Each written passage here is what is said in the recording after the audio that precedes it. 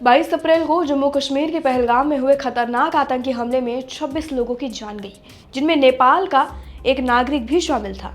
इस हमले के बाद भारत ने पाकिस्तान के खिलाफ कई बड़े और सख्त कदम उठाए हैं। शनिवार को भारत ने एक ही दिन में पाकिस्तान के खिलाफ 3 सख्त फैसले लिए और ऐसे कई और भी हैं जिन्हें आज चल के पाकिस्तान को दिक्कत हो सकती है। तो आइए जानते हैं इनके बारे में सब कुछ और उन सभी फैसलों के बारे में जो भारत ने पाकिस्तान के खिलाफ लिए हैं। पाकिस्तान से सभी आयात पर रोक लगा दी गई है। भारत ने पाकिस्तान से हर तरह के सामान के आयात पर तुरंत रोक लगा दी है। 2 मई को सरकार ने आदेश दिया कि पाकिस्तान से कोई भी सामान चाहे सीधे आए या किसी तीसरे देश के रास्ते अब भारत में नहीं आएगा।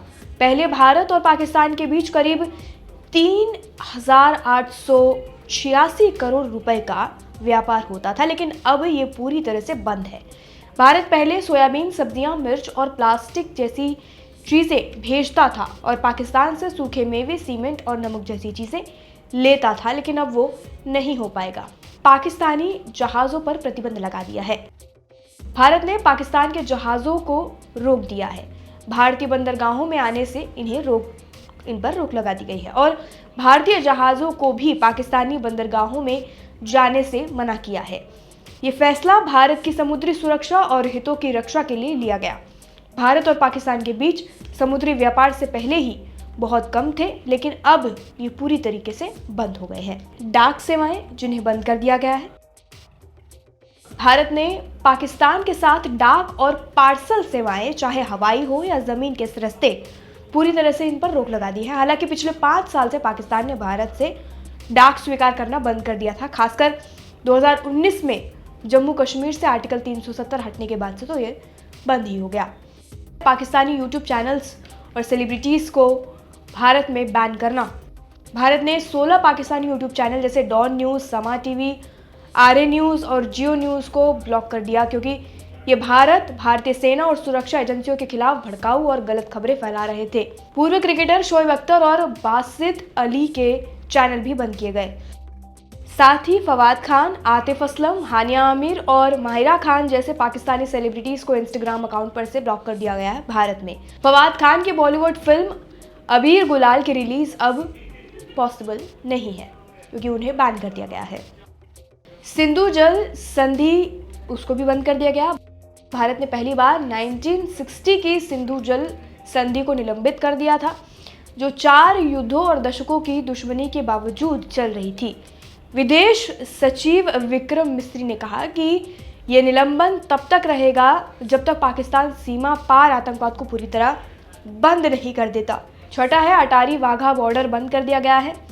1 मई को अटारी वाघा बॉर्डर पूरी तरह बंद कर दिया गया। 25 अप्रैल से अब तक 780 से ज़्यादा पाकिस्तानी नागरिक इस बॉर्डर से वापस गए और करीब 1560 लोग, जिनमें भारतीय और लंबी अवधि के वीज़ा वाले पाकिस्तानी शामिल थे, वो भारत आए हुए थे। सार्क वीज़ा छूट योजना को रद्द कर दिया गया है। पाकिस्तानी नागरिकों को अब सार्क वीज़ा छूट योजना के तहत भारत आने की अनुमति नहीं होगी। पहले जारी किए गए ऐसे वीज़ा रद्द कर दिए गए हैं और जो पाकिस्तानी इस वीज़ा पर भारत में हैं, उन्हें 48 घंटे में देश छोड़ने को कहा गया है। ये योजना 1992 में शुरू हुई थी, जिसमें नेताओं, जजों, सांसदों और पत्रकारों जैसे लोगों को वीज़ा मुक्त यात्रा की सुविधा दी गई थी। पाकिस्तानी सैन्य सलाहकारों को भी भारत से निकाल दिया गया है।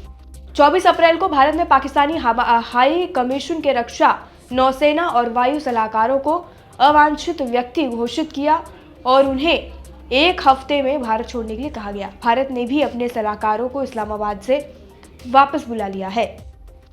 9वां है, राजनयिक कर्मचारियों की संख्या कम कर दी गई है।